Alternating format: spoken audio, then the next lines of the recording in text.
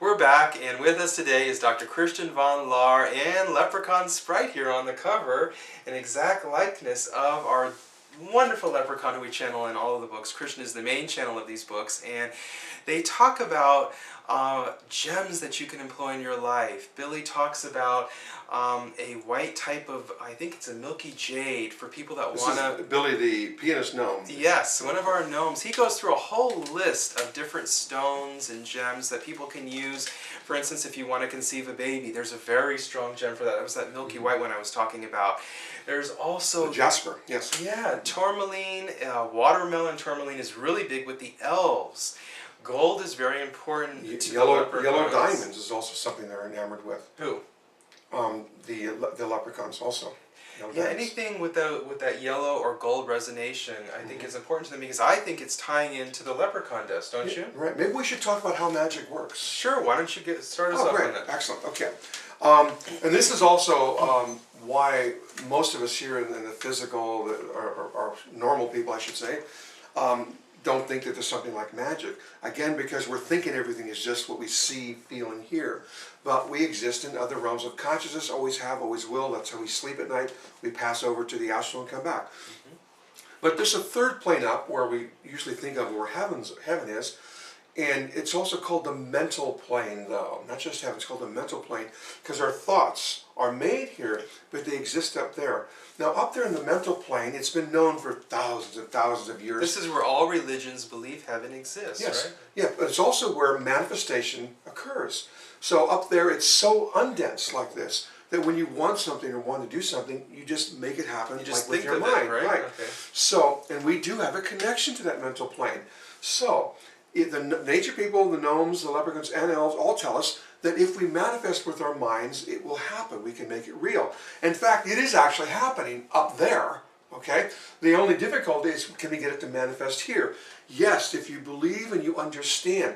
So this is why we try to express the wisdom. We have to explain how life works itself. And we can't explain it just in words of science because we're putting ourselves in a little box. Well, we're trying to explain something very big. Science is catching up to all these ideas, though. They now believe in multiple dimensions. Oh, right? Yeah, they're just a few thousand years behind, but that's the way it's supposed to be. And by the way, science was not the way that people commonly believed in the past. It's only recently that it's overtaken, and what science says is the fact. But I want to share this one thing. Science tells us, even today, I just saw it recently on the television, that anything we've told you older than 50 years, forget it all, we've rewritten it all. Wow, they've rewritten fact. And they've also said, and in 50 years you can forget everything we're telling you now. Great. Now doesn't that tell you that they don't know the whole story?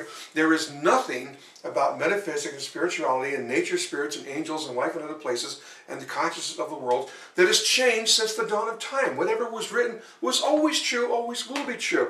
And that's what we're trying to share with you. Now we're talking about magic. All you have to do is use your natural faculties to channel or connect to a higher realm, in this case the mental plane, visualize, put action, taste, emotions into what you want to bring about, and it starts taking shape. And guess what? Those leprechauns we're speaking of get that. They're going to see it. They're going to hear it. The gnomes are around you that love you, that want to bring you those things you want, will start helping to make these things happen. But that's manifestation. That's really, really interesting. But are the nature spirits working on the astral plane or the physical plane? They're not working on the mental plane. No, but remember, we have different kinds of nature spirits, right? Mm-hmm. Okay.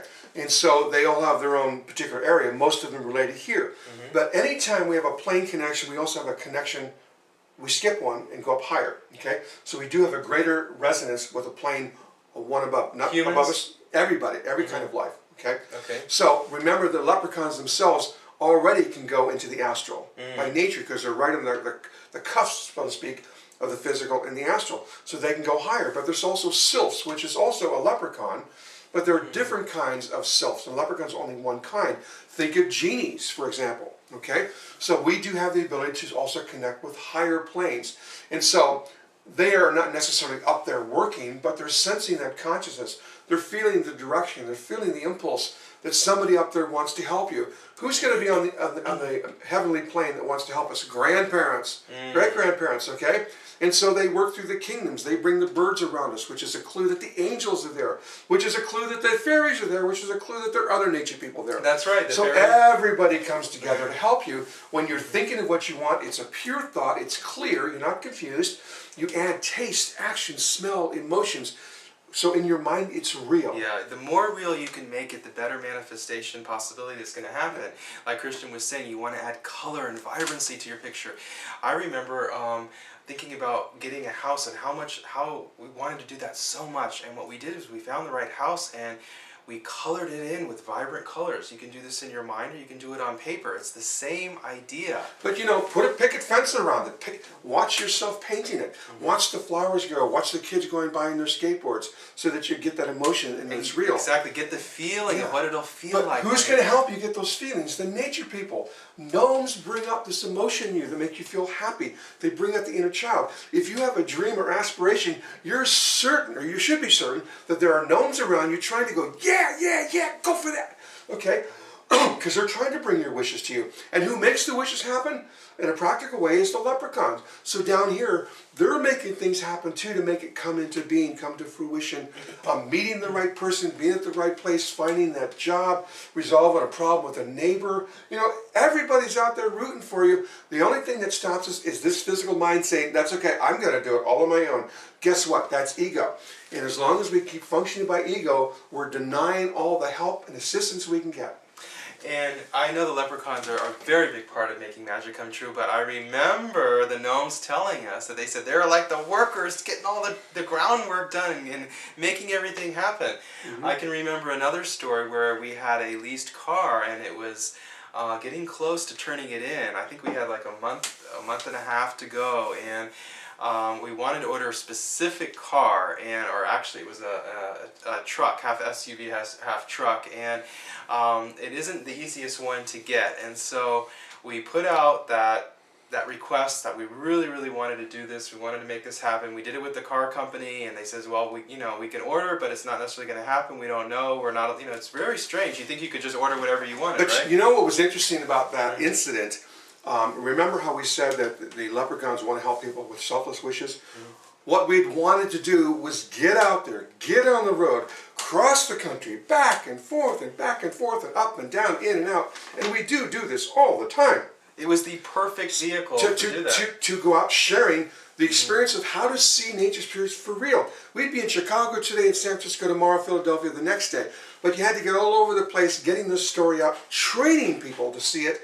And we were excited. We were anxious to get out there. And so that was a selfless wish, and that's why the leprechauns helped us. Wasser-Sisser, who's the grand elder of the gnomes, said to one of the grand elders of the leprechauns, he says, hey, old man, we really want to get this done. And it's really funny, but the gnomes said they were a big part of this. They were part of the computer system finding the car. And the day that we turned in the vehicle that was finished was the exact same day that they called and said that they had the truck there, ready to go, exactly what we wanted. Not only that, they had a little extra, that's something that the nature spirits wanted in the truck, which is one of those flip-down TVs so the children could watch cartoons and Disney movies while we were traveling. And so they got their wish because we hadn't put that order in. Neither one of us have ever seen a DVD or that or video on that. But they do it, and they plug in their Xbox, and so they're in the back seat being like good little kids, and they like little car seats too. They want to be like human kids. They want to have the same things human kids have. I want to share a story. Okay? Sure. We have one of our cute little gnomes, Peabody, who actually is sort of the plumber gnome. Mm-hmm. And I remember at one of the houses in the mountains where we need to get some water drained out of the house or make it go downhill. And so he's the plumber, so he's working with all these pipes and fittings and trying to make this plumbing apparatus to get the water to drain straight down the hill. And by the time he was finished, it took him like 4 days. It literally looked like we had this giant still in the backyard. But sure enough, the water was dripping out of the other end of the pipe going down the hill. In any event, he wanted to talk about magic. And I'm just going to share a part of a story or two where he's talking about fire. The element of fire is actually the action element. And we usually need action to make magic happen. That's why I said, dream about it, think about it, add taste and feelings. So just an excerpt, he's talking about candles. He says, I like apples the best, the cinnamon, because it smells like Mama's bake sale. Mama bakes every weekend, and we trade the stuffs with all the neighbors. Some of the pies are sweet and gooey inside, and that smells the best too. So candles that smell like the gooey inside of baked goods are the best. Some of the kids really like the pumpkin candles because they smell real good and make us hungry for pumpkin sandwiches. This is like a turnover to them. The smells of outside make us feel great inside, and they do things to us too. Sometimes the smells make us feel better, and under one makes us feel safer.